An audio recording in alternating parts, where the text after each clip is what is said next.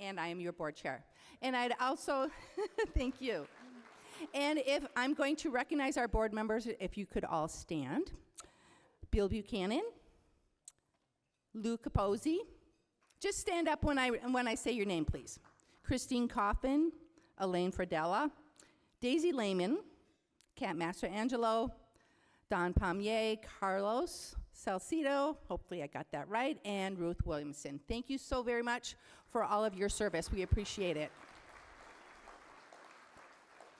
And if you have any questions about City Club, just feel free and talk with any of us. I mean, we're an open door. So I'd really like to thank our sponsors who do help us financially, and plus they offer their endorsement.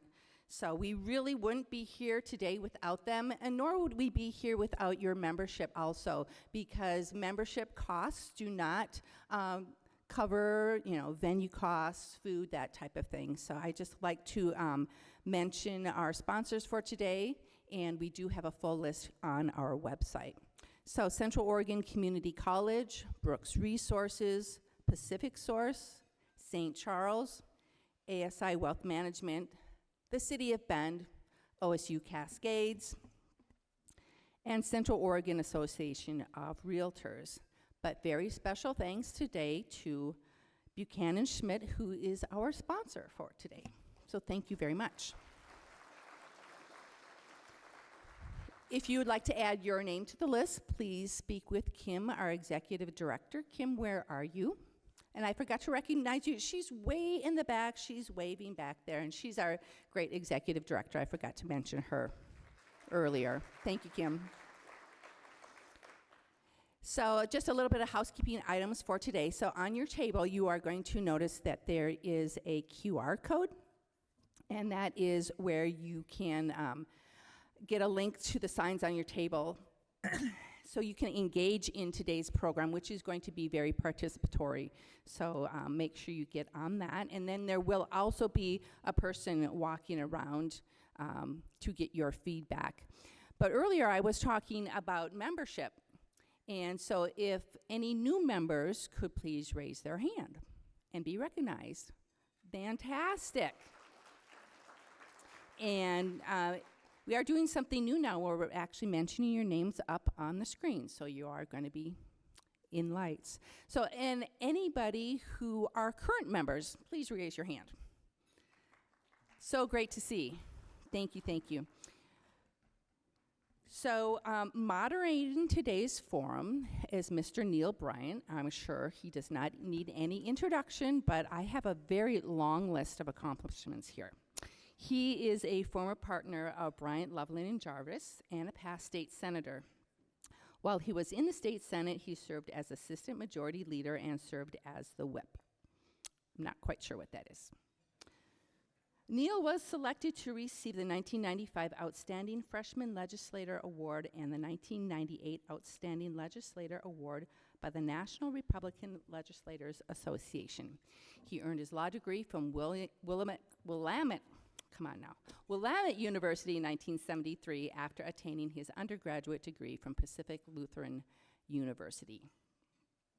He serves on numerous boards locally and the state level and is currently on the board of Partners in Care.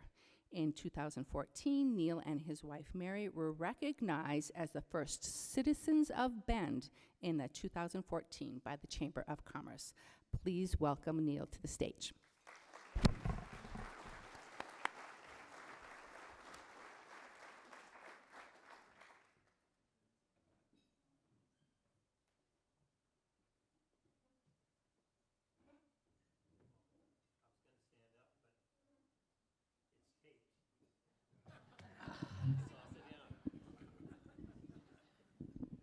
Is it working? Yeah. All right. Well, Mary and I arrived in Bend with a 3-year-old daughter in August of 1973. So for those of you that are good in math, you now know how old Amy Bryant Fraley is. She'll be happy to know that I announced that to a sellout crowd.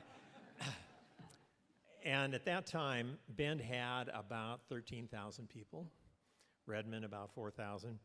The main industry was wood products. Brooks Scanlon was going great guns, and there were log trucks everywhere, and Mike Holleran was running that show. And agriculture was second.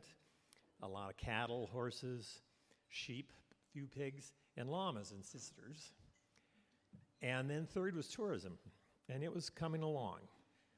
Bill Healy opened Mount Bachelor in the 60s, I think, and skiers knew that our snow on this side of the mountain was better than what you got at Hoodoo or Mount Hood. And Sun River and Black Butte Ranch had opened and were being developed in the Seventh Mountain, and people were beginning to buy second homes here. So there was change, and there was growth, and there was excitement. Not everyone was happy about it. If you stood in line at Mount Bachelor in those days, and the chairs were two-seaters and they were slow, and the line was long, you would hear someone say, usually a younger person, "These MPAs are ruining everything." Well, what's an MPA? I ask. And they said, Metropolitan Pissant. This is not the slogan that Bill Healy wanted for Mount Bachelor or our Chamber of Commerce. And so there was a little bit of a pushback on no growth attitude. But that changed quickly in that same year with the Yom Kippur War, because suddenly we had no gas or diesel. OPEC was formed, and the Arab countries just cut off all oil deliveries. Gas prices quadrupled if you could get it. So no one came to Bend, and no one left Bend. My parents lived in Salem, and we would visit, but to come home, he would siphon gas out of my mom's car so we'd have enough to get back. So suddenly we said, tourism isn't so bad. And the chamber got together, and we passed an additional room tax, and we started doing marketing, and Bend took off again until about 79, 80, 81, when interest rates went through the roof. Our firm was building a new law office at 40 Northwest Greenwood. Our construction loan was prime plus 2%. The last month of construction, it was 19%. Our sweetheart takeout loan was at 10%. We were going to have to raise legal fees in order to pay for this in a recession. That's a joke. But no one was building. The mills basically shut down. The loggers shut down. The contractor sub moved because they couldn't get work. Bankers weren't making loan. Title companies were laying off. And it was a real sad time. So what did we do as a community? Well, the chamber formed a group called Bend Inc. It's called Bend's Economy Needs Downtown because it turned into a ghost town. A few years before we opened, not one but two malls, big malls in Bend. Bend River Mall across from the River House, and then the Mountain View Mall at the Y. We tripled the retail space in Bend in a year and a half. And the merchants in downtown were suffering. 50% vacancy, you could rent a good space for 35 cents a square foot. And it was getting worse. So Bend Inc. then talked the city council into forming the first urban renewal district in Bend. And that created capital so that we could improve downtown, the buildings, provide loans to merchants, et cetera. We also had great ideas, and Bill Healy and I were on the board of two parking garages, taking the Muir Pond parking lot and turning that into retail at the bottom and housing on top, and Brooks would be just a pedestrian way. We wanted to do a convention center, aspirational. Seaside had one, and it had turned out to be a real boon to their economy, and they did small conventions of 1,000 or less. And so we thought that would be a great idea, and we did all kinds of stuff. But then the economy got better. The city council took back over the urban renewal district, and finally about 1990, a group got together and said, we should do some planning because of this continued growth. And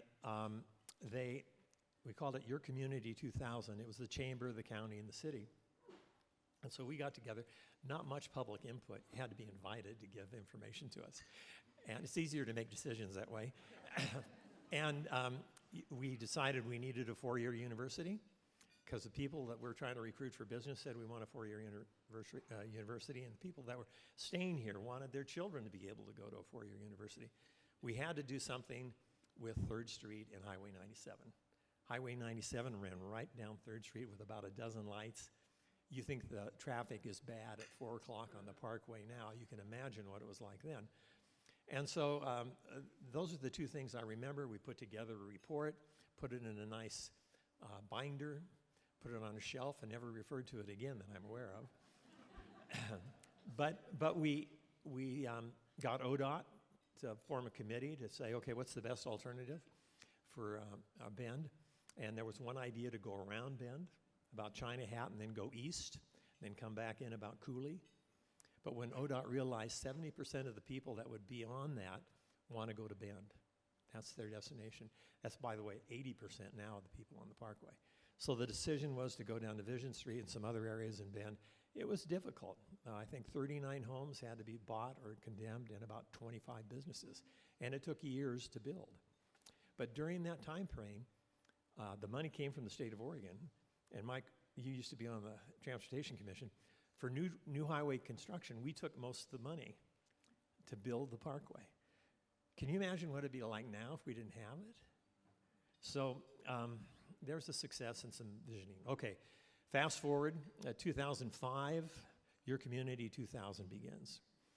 Good community input, lots of meetings. They put together a great plan and program.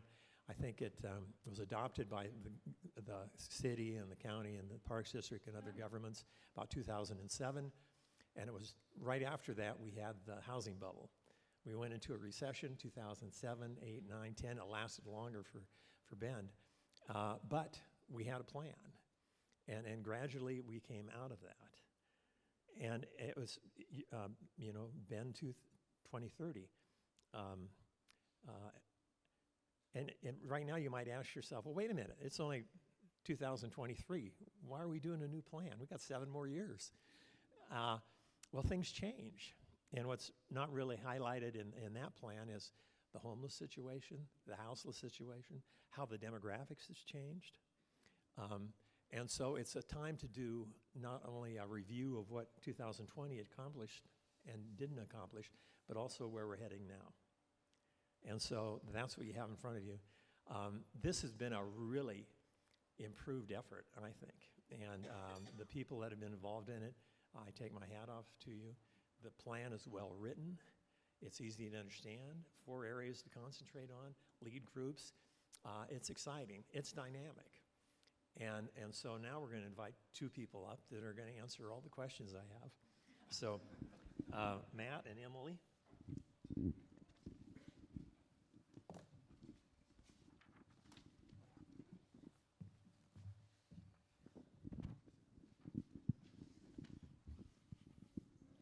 And Danny, our AV whiz in the back, if you don't mind jumping. Neil, we're going to skip your slide, sorry, but you're listed on the one after it.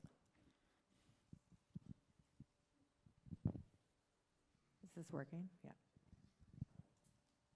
We can skip this one. No offense, Neil. I think we can skip the welcome. Yeah, okay. Thanks, Danny. Appreciate you. All right, I'm going to start with Matt. Is this a city plan or a community plan? And how was Envsion Bend tasked with this plan? This is a really great question, and I'm really glad we're having this forum so we can finally put this on a shelf and never look at it again collectively. No, this is a living document. This is a process. This is a step 1 for our community. I think when you look at a high gloss 44-page document, it feels pretty final. But I think it's just the spark, and I think that's really where we can leverage this and use it to move forward. But what was the second part of your question there, Neil? Why Envsion Bend? Who assigned you this task? Why Envsion Bend? Yeah, as Neil alluded to, Envsion Bend and previously Bend 2030 and our community 2020. There's a long history. Our organization has over 20 years of visioning work. And just really quickly, for my own sake, I'd be curious to know how many folks in here were a part or were a board member or a part of one of the work groups with Bend 2030 or Envsion Bend in the more recent iteration. Just raise your hand. Yeah. Yeah. I love being in this role and hearing from people in the community that say, oh yeah, Bend 2030.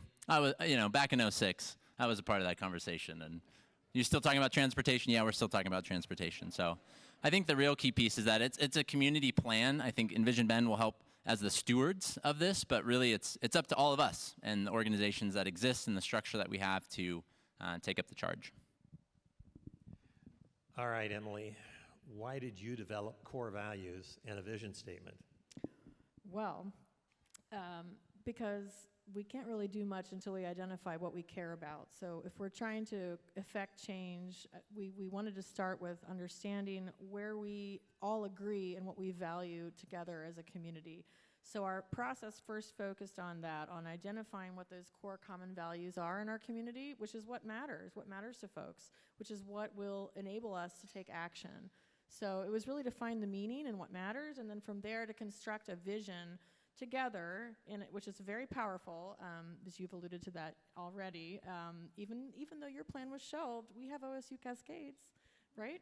So it's very powerful to set those intentions of answering that question of what do we want to see in place in our community in 20, 25 years' time, or whatever that time horizon is. So once we have that collective vision constructed and held in our collective psyche and imaginations, we can really work backwards from there to identify what those obstacles are in our path and move them out of the way to make steps towards achieving those goals.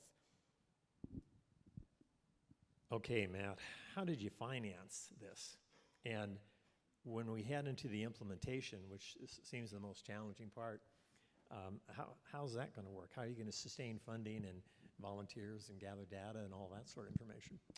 Yeah, this is a key question. Thanks for proposing it. And I think first want to acknowledge the many people in this room and organizations that contributed to this plan coming. I feel privileged to be on the stage talking about it, but really it's all of you that made it happen. And if you look on the tables, there's a number of project investors, project partners, and our Leadership Alliance, which is sort of our leadership circle that donates annually to fund our lean and mean operations. And yeah, just really value this group. And I think we look to that group as folks that believe in the visioning process. They put the money where their mouth is in their own work. You look at the organizations on that list, and they're incredibly successful and have that long-range perspective, and it shows in the work they do in our community. So the question about implementation is huge. I mean, the question for us at Envsion Bend is, what is Envsion Bend after we've done the visioning process? And I think for all of you to know, we're currently pivoting to support implementation. I think since I joined the organization in January, the board has been talking about and wondering and wringing hands of how do we make this thing work? And I think there's a structure and a rhythm that we will establish as a board to help the community come with us and support our partners to achieve this plan as the stewards. And in that rhythm and framework, we're hoping to have vision summits similar to this, where we showcase what's going on, what's happening, where are we stuck, how can we move forward. Doing strategic convenings with groups and really leveraging this 30,000-foot platform that we've created with this plan to look at the horizon and move forward. And the last thing I want to mention is just the key point for us as an implementation steward is to benchmark and do annual progress updates so that we're sure of the key connection to the community, and we're sure that we're updating this plan to make it a living document. So Emily, what was the biggest potential impact project in this plan? Well, there so many of these are so interconnected that I feel like this plan does a really good job at letting us tackle some of those urgent needs in our community that we all know, but at the same time look to address the underlying causes of some of our long-term challenges. I think if we can solve for workforce housing, it's going to impact a lot of other needs in our community, like the houseless crisis, like our robust economy that we all want. We have a real issue there to solve that, and I feel like we could come up with some innovative models and become a leader or a model for other communities across the nation who are facing similar challenges. So I feel like they're interconnected and there isn't just one. We have adaptation and climate resilience as well as a strategy, which is something that we have to focus on urgently, as well as over the long term, to avoid basically paying more for what's coming and what's already happening as our climate changes. And we know that those who adapt the best win. That's just basic evolution. So I think as a town, we've evolved to be very entrepreneurial and a bit scrappy, and to make ends meet here has never been very easy. So I feel like we're going to be good at this, but I also see, we have a lot of work to do in the area of inclusion, belonging, and making all of these solutions work for everyone. Thank you. Matt, what surprised you most about the plan and going through the process? Yeah, I think I had the real privilege of joining the organization partway through the process, which gave me fresh eyes on what this was, which was fun. And two things really stand out for me that surprised me, not only about this plan, but the community. The first being really the depth of the well in our community around collaboration. The amount of proactive collaboration that's happening in our region is amazing, and simply is one of our greatest strengths and assets as a community, and something that I've continually gotten emails, hey, I read the plan, love to plug in here, let's get coffee. And great, let's talk about it. We're also pulling together a vision implementation team for folks to help join us there. So collaboration, that spirit. The second thing, and I think this is really key for us today and as a community, is the question we asked in the survey of, are we a welcoming community? And when I first started reading through those results, I think for me, maybe it wasn't surprising. As someone who's studied social science and applied a critical lens to our systems and society, but I think the responses were shocking to me were the divide. And if you look at demographics, the dominant group, yes, welcoming place. This is a small town, friendliness. A lot of people to go skiing with and mountain bike with. But for many folks who are historically and systematically oppressed, this is not a welcoming place. And I think for a lot of us in the room, that's not a shock. It's something many groups are working actively on. But I think, for folks living with disabilities, for genderqueer or even BIPOC folks, Latino, Latinx, and folks over the age of 65 living on fixed incomes, and folks under the age of 30 trying to get a rental so they can work at Mount Bachelor. I mean, the folks living on the margins are having a bit of a different experience, and I see that as a gap in our fabric, and a gap that needs to be addressed to really handle the issues and the crises that are at hand. And it's been exciting through this plan document. I think as an organization, we have work to do in terms of being more inclusive and working towards creating that culture of belonging. And I'm excited to have this plan as the catalyst to really start that conversation and build towards what's one of our game changers, the city of belonging, which I know many organizations are starting to pull and move that direction. And I think it's identifying this huge gap. And yeah, I think that was something that still, again, didn't really surprise me, but it's resonated with me. Spirit of collaboration. And are we a welcoming place? Not only welcoming, are we a place of belonging and purpose? Well, Emily, what's your biggest concern about implementation? Well, it's really complex, and I've already talked to a few folks out here today who are saying, well, this is just really overwhelming. Yeah, no kidding. It is overwhelming. There's hundreds of supporting partners and lead partners, supporting partners, strategies, game changers, things that we can do on an individual basis. So there's a lot to hold here in our minds as we wrap our arms around what does this really mean and how are we going to do it. So part of that challenge will be communication. For us first there's the challenge that for us as a board or us as an organization, and then there's as a community. I'll start with the community. I think what you said earlier about just the attitudinal shift that's required to meet the moment is one thing.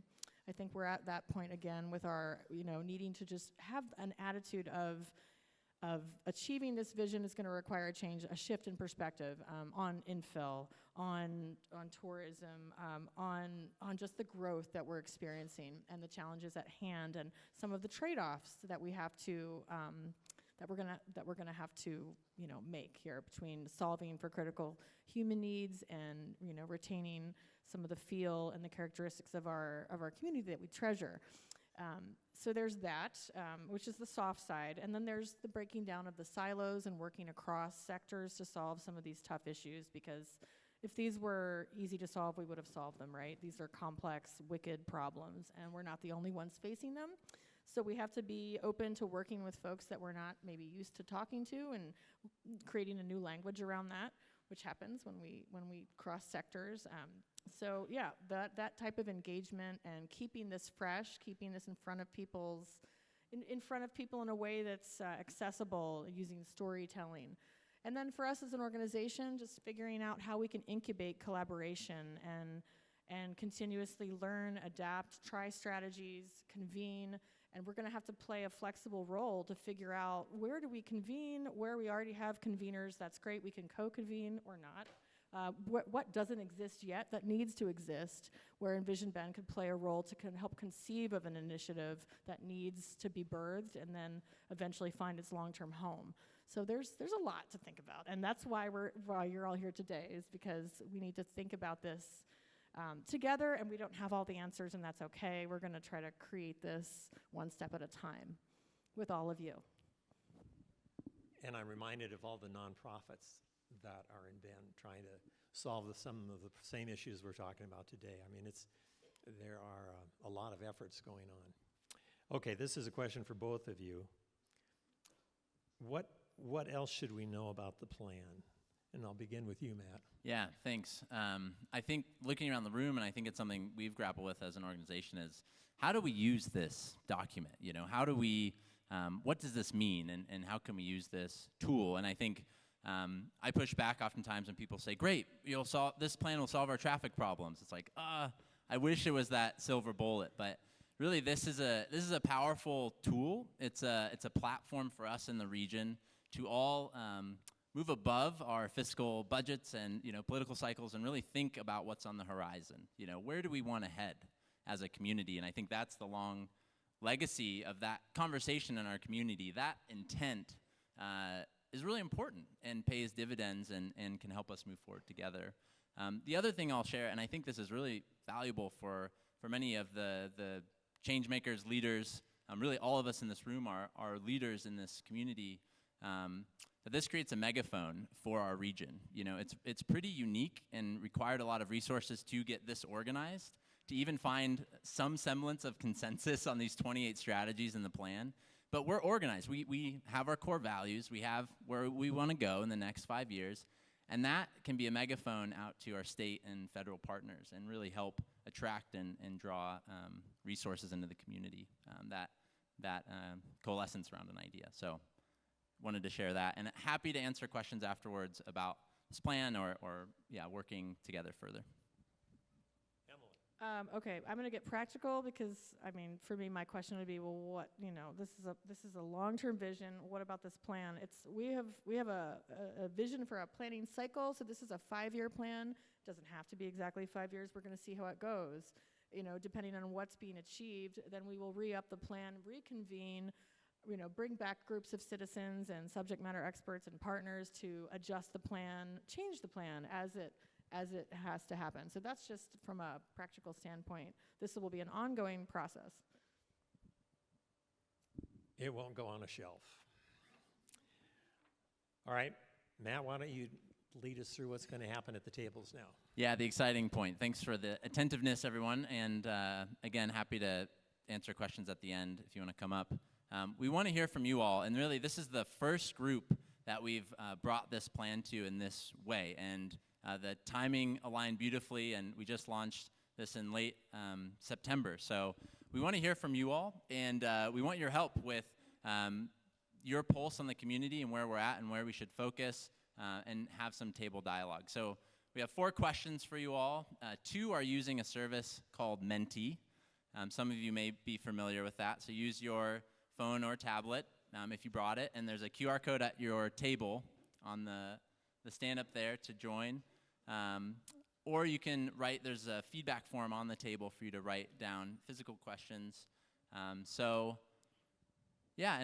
and I'll walk us through this discussion point. And again, I'm just excited. This feedback will be pulled together, condensed, and shared with the board.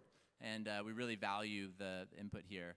And I'll also preface, and then Emily, if you want to share some preface, but these are issues that we've been working on as a community for decades. So I think we're really looking for what's the pulse, what's your sense, and how can we spark discussion in our own organizations. No, I was just noticing some icons being used there. So I know some folks are getting onto the Menti. You can see the hearts and the question marks, which is great. Thumbs up. No thumbs down yet. And I think, Danny, if you want to go to the next slide. Okay. Yeah. Yes, we're putting you in the driver's seat as a community plan. Really enjoy this photo, too, from the Deschutes Historical Museum. Next slide. So to focus our efforts, this is a lot to wrap our arms around. We wanted to address building an economy for everyone. Our economy is growing, changing, remote workers, tech startups, biotech, hospitality, tourism, construction. But there's a lot of barriers that we're facing, and so when we looked at this plan using basic needs and community connectedness as sort of our through line throughout the plan, we said, a lot of folks want to be here, they want to work here, but there's limitations, as you all well know. So there's 7 strategies in each focus area. So the 7 strategies in this one are game changer, innovative workforce housing, the quick win, something we hope that can be done the next year or two, a one-stop for small business support, and then additionally healthcare worker training and development, core area engagement and investment, move-in financial assistance programs. I see some hearts coming in. Expanded access to childcare and expanded access to healthy food, and really combating the steep rise in food insecurity in our region. So the next slide, we want to know, and this is sort of an unfair exercise, but from your perspective, help us rank the most urgent strategy. And I say it's unfair because really it's not fair to rank childcare versus other basic needs such as food and housing. But for our community right now, where do you feel like the attention should go? And help us rank your pulse and your priority in the community. And we'll just take a minute to do that. And then we have a couple folks with mics. Kathy and Daisy's coming in. So if you don't mind, just as people fill this out, go to 1 or 2 tables, and I'd love to hear from folks why they selected their number 1 and why they chose their top priority. Raise your hand if you're ready to share a quick soundbite for us.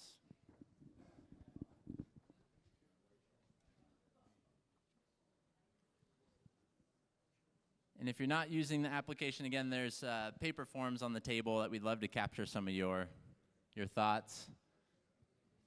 Menti.com 4493 5248. If you're on it and a neighbor's not, could you help them? Could you lend a hand? You can buddy up and submit a response for more than one person if you agree on it.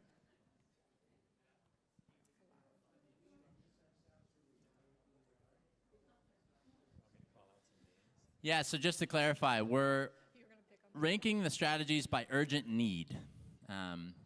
So what do you see as the most urgent need for our region in this economy for everyone? Yeah, you're in the beautiful sun glare over there, yeah. Yeah, so Yep, I see. leading the count right now is innovative workforce housing. Second, expanded access to childcare. Third, healthcare worker training and development. Fourth, move-in financial assistance programming. 5, expanded access to healthy food. 6, core area engagement and investment. And 7, one stop for small business support.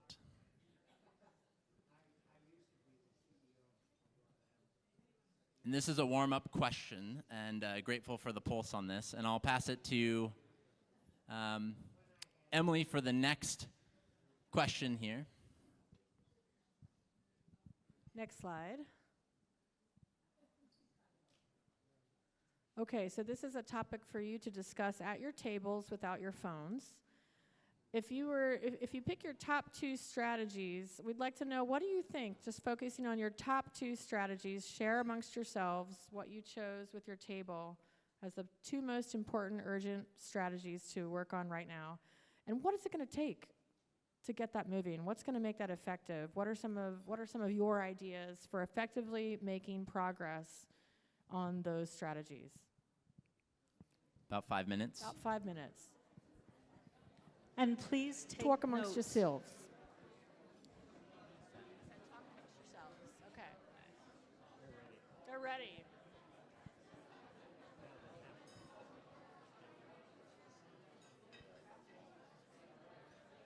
The lighting on the screens is a problem here. See, there's a bit, like, it's hard to see some of the font. Like, it's getting washed out. Your mic. It's so beautifully light in there. You need to remember to use a darker font. Because the light font is getting it works on that one. Recently, I have us at 12:40. Yeah. And I think we just hear from one or two. Yeah.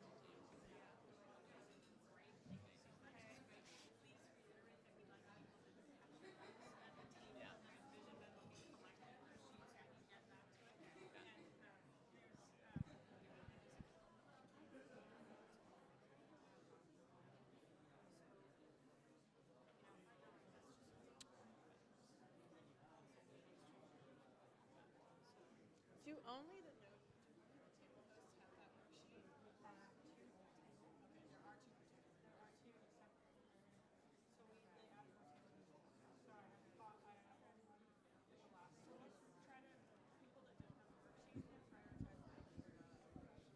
Yeah, I mean, everybody has at least one. Oh, just not every table. I'm not, that's just not every table. It's two because I ran out. To be able to. So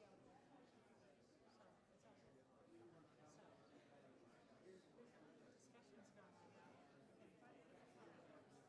know. It's very tight together. Spend a whole 40 minutes.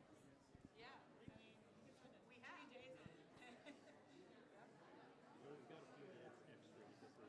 We were good on breath. I think we did well on time here. Yeah, you were really good. I was watching my clock back there. We did our run-throughs yesterday.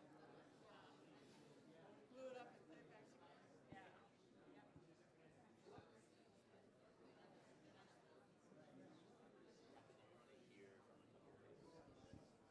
So, I think it's up to you, but if we don't get any hands, because we didn't get any hands raised to talk about that, just move on. I wouldn't push it because sometimes in the setting people are not that interested in sharing. And again, there's a couple more that we got to be a little careful about.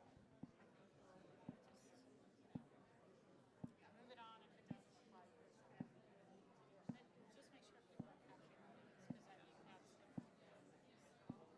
and I don't know if you guys talked about having at the end slide to talk about, how to give feedback.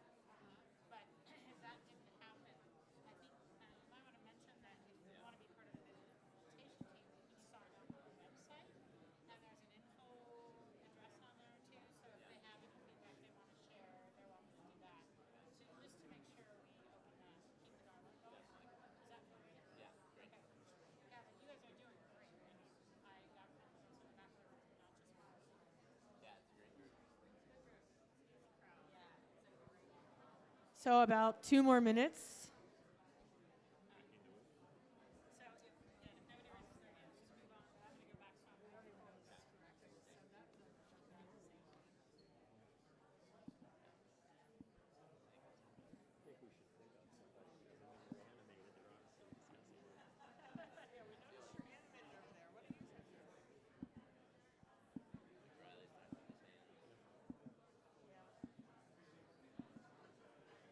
going to go back to my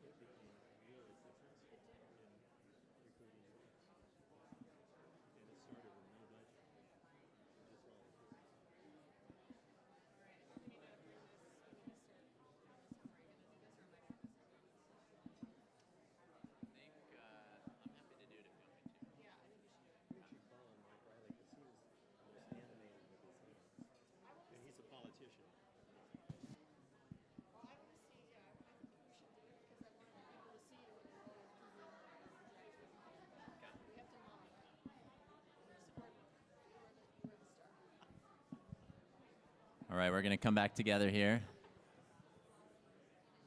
It's too short, I know. It's not fair. It's like a teaser, because we're going to have summits or we're going to convene on this later. All right, coming back together. So this is just really a teaser of conversations that need and will continue to happen. I'll ask all the folks at the tables to help us with writing notes and capturing some of this feedback as well. And Danny, if you want to go to the next question we have for the group. This is back on Menti for folks who are there and have it accessible. I want to hear some of the barriers that you think these initiatives might encounter.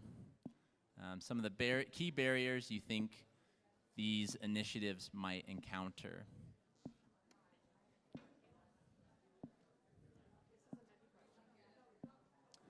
On the Menti, yeah. And then also, if you want to share barriers, please raise a hand. We have some mics going around the room.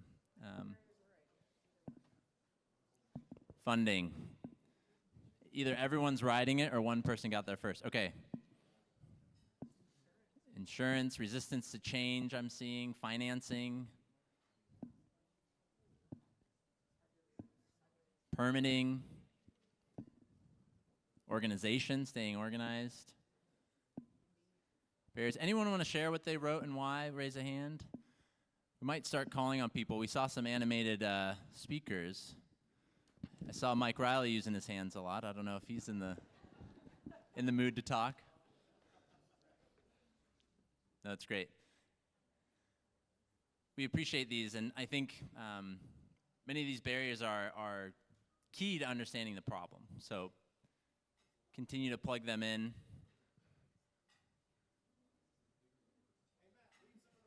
Yeah, let me read some for you. Childcare, resistance, creative thinking, land access. They're moving fast. Thanks for adding them in.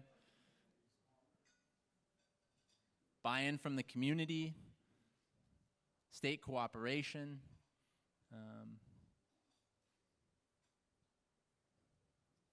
Affordability, that's a big one.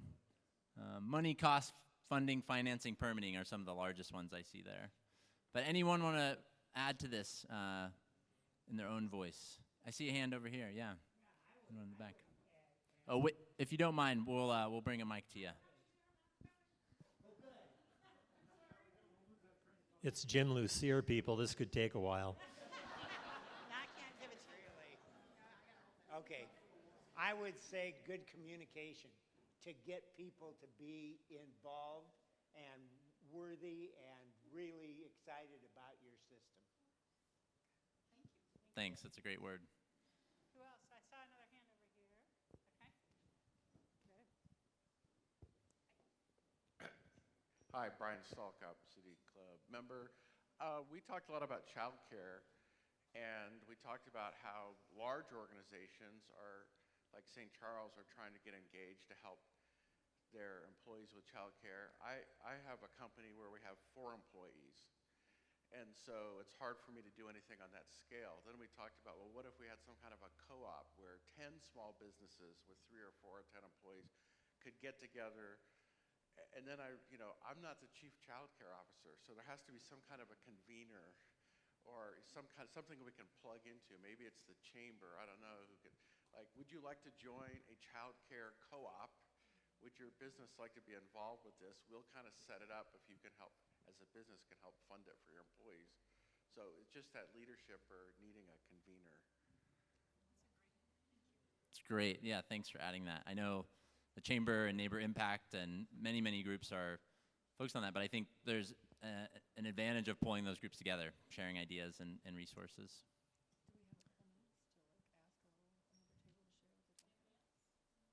I think we'll move on to the next table discussion question.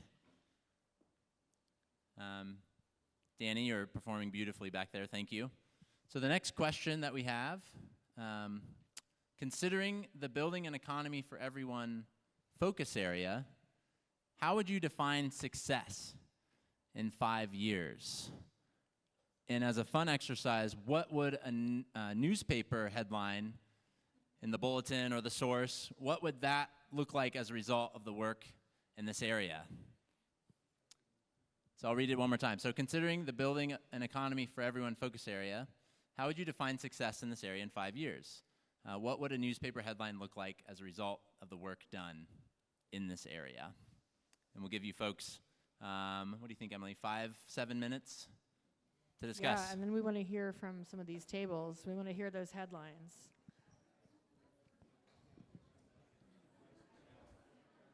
The bulletin circulation increases enough that they can print a newspaper again.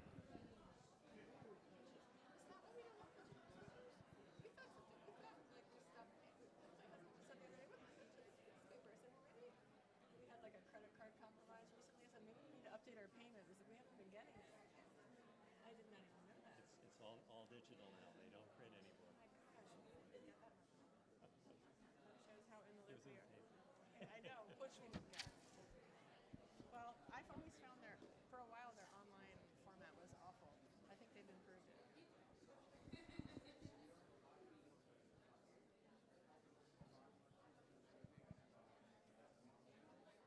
Are you a David Brooks fan at all? Yes. I love David Brooks.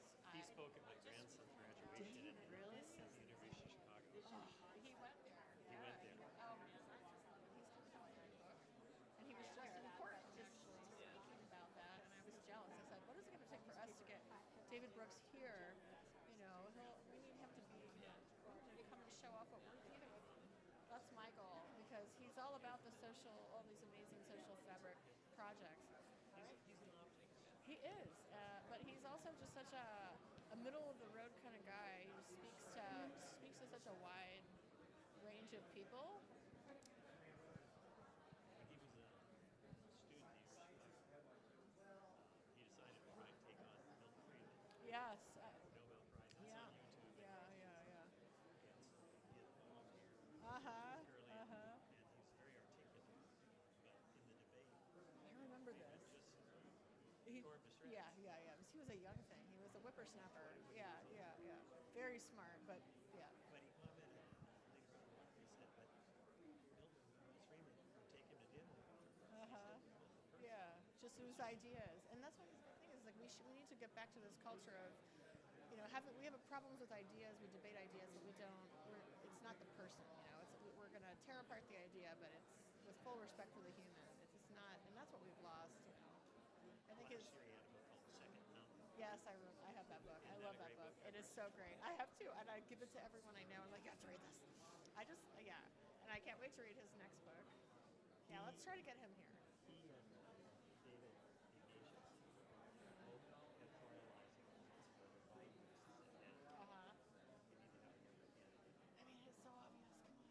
Come on. Everyone, it's so obvious.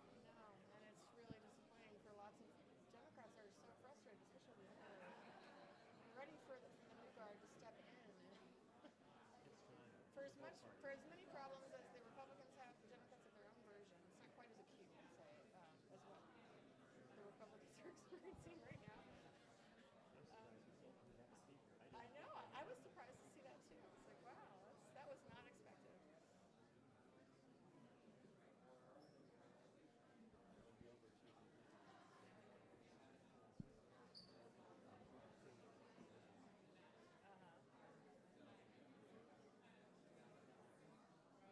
All right, let's hear some headlines.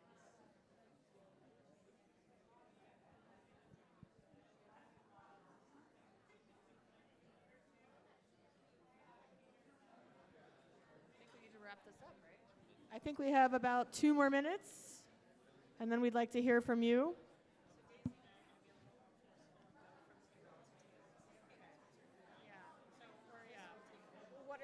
What does success look like? What's the success? What do we see here? Yeah.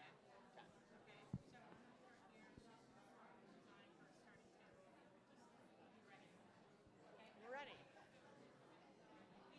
Oh, you'll be ready. I'm just ready to hear what they have to say. Yeah.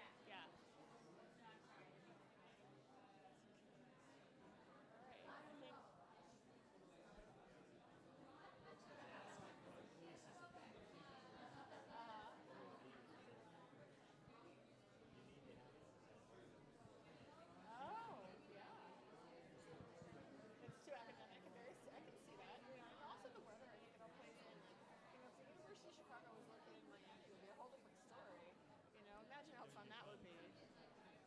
they're in Chicago. It's not a fun place for part of the year. It's intense. You know, what's that Guns, Germs, and Steel author who is that, you know, about the influences of geography, Jared Diamond, on just like on culture. You know, geography has such an impact on how we are and who we are and what we do. You know, it's why the Caribbean is the Caribbean and why they, you know. Okay. Sounds like Kathy wants to do a little longer. Okay, yeah. Okay, let's do that. Okay, I think Kathy and Daisy are going to be circulating with the microphones, and we'd love to hear your visions of success in the next 5 years.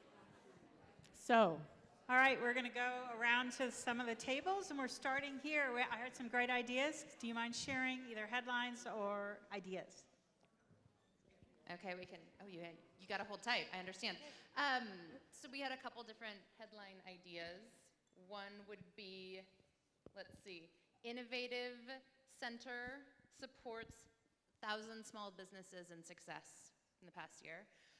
I suggested median income in Bend now allows a median income home. Like somehow equating those two, like if you could have your median income in Bend, pay for a median price house, that would be great. And then, Zach, you had a good one. Oh yeah, middle class. Oh yeah, that's okay. Yeah, just middle class returns to Bend.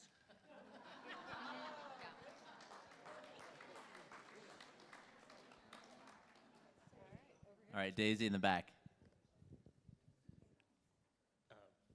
Okay, Nathaniel, and we looked at the idea of, we didn't come up with a headline.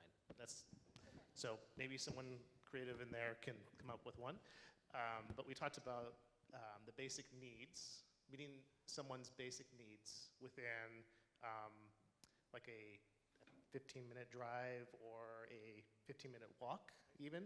So the ice cream cone example, yeah, where a kid could go from their house, walk 5 minutes, or walk a certain distance to an ice cream store and be able to get back home before that ice cream melted, right? So that being kind of the success story. That's great. My Makes me want some ice 5-year-old cream. son would love that. Kathy? Ron Forrester, member. The one thing that I thought of, I guess, is as a headline is Bend record unemployment with a dramatically shrinking income inequality gap. I like that. That's great. Hope you wrote it down. We'll look in 5 years and see. Hi there, everyone. Ooh, sorry, I have a loud voice normally, so the microphone just amplifies that apparently. I'm Emily Boynton, and I work for Mosaic Community Health. And our lovely table here today came up with a few different headlines that we would love to see in the next 5 years. The homeless numbers cut in half all around Central Oregon, yeah. That our crisis management is a great success for all other rural communities in Central Oregon and gets put on the map like Salt Lake City has recently for all of its city planning, those sorts of things. So they look to us for crisis management. We thought it would be great to see neighbor impact sees reduced demand for all programs. Now that would be great. So anything else that I missed? All right. That's great. Thank you.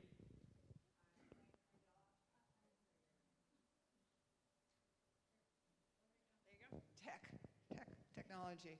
So we talked a lot about much of what has been discussed already. The whole idea, we started out with Bend ranked #1 as best place to live, work, and thrive. We said yes, but that does not include everybody realistically. So in the conversations that we had, we talked about that gap between housing prices and people being able to come here, some of the programs, hard to follow Emily, and we support, and we're very much in agreement with the headline, the middle class returns to Bend, and ensure that that then incorporates child care availability, that incorporates housing that is in line with wages, that includes a health care system that is available to all in our community, and that we have those coalitions and that aggregation of pulling together to say this is where we all want to be for now, for our children and our grandchildren. So there's a sustainability element that includes all these systems that we would put in place. That's fabulous. Thank you.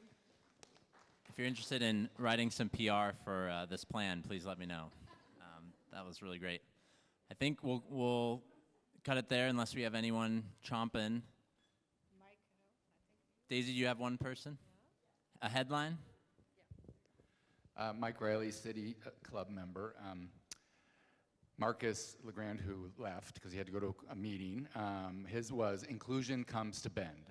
That was his proposed headline. Thanks for sharing that. And I think as we go through this, for me, this is a big piece of how we move the needle. This is visionary thinking and conversation and action, and it takes a little bit for all of us to pull ourselves out of the day-to-day minutia, which is important, but also to take a long-range perspective and hold accountability for each other to think about where we want to head and how do we get there and work backwards. The next slide, Danny, is our last slide here, and just want to pass it back to Neil to close us out and say thank you to you all. Thank you for the feedback. We look forward to reviewing it. And task Neil with not an easy thing, but something you alluded to in your opening of, how do we cultivate visionary actions and attitudes in our community moving forward? Well, in yesterday's mail, I got the real property tax statement. And I always look at this, and in particular, I look at the bonding measures. I think it reflects on who we are as a community. In the last 20 years, there are 4 bonds for the school district. We build a lot of schools, we repair a lot of schools, and it's just not Bend, it's Sun River and Lapine are in the same district. That's expensive. We have 2 for the city of Bend on transportation. People will pay for solutions to problems if they're presented correctly. And that shows that. And then, of course, the county library bond. That was a big bond, and it passed. Bend Metro Park and Rec for an ice pavilion, safe passage on the river, and then money to buy more land for parks and trails. And then, of course, the COCC bond. That's quite a statement on our community. We're willing to tax ourselves, and I don't think all communities will do that. I reflect, going back to 1973, there were 2 other cities that were very similar to Bend. Klamath Falls, it was a little bigger, and Pendleton. Both lumber towns. Klamath Falls had 4 mills. Agriculture, they had an advantage in that they had 4-year universities. Oregon Institute of Technology in Klamath Falls, and LeGrand, Eastern Oregon, was only 45 minutes away from downtown Pendleton. And yet, where are they today? I think Klamath Falls has about 22,000 people. Pendleton's about the same, about 15,000. What was their vision? What were they thinking? Did they want to stay the same? That was not our vision or our culture. And it's still not our vision or our culture. We're 109,000 people. Redmond's 35,000. And we're going to continue to grow. And we just need to manage that well. And you have to have good jobs. Growing up here, our kids, they didn't plan on coming back to Central Oregon because it wasn't the environment they wanted, either for jobs or otherwise. Now kids want to stay in Bend or come back. And of course, we started EDCO in the 80s, Central Oregon Economic Development. Didn't have any money, but we were recruiting businesses. And some might say, well, you've been too successful. But it was important to do that, and that was one of the solutions. So we're going to, I always like to quote someone who's a lot smarter than me, because it makes me appear to be intellectual. This comes from Shakespeare. What's past is prologue. What is to come is your and my discharge, our responsibility. That's from The Tempest. So, ladies and gentlemen, what is your responsibility here? We need board members. We need people that are excited about the culture and the vision. There's all kinds of opportunities to volunteer on these different groups, and it's important that Vision Bend hears from you to keep this going, keep the momentum. And we've got a great plan, and now we've got to figure out how to implement it. Thanks, Neil. Let's give Neil a round.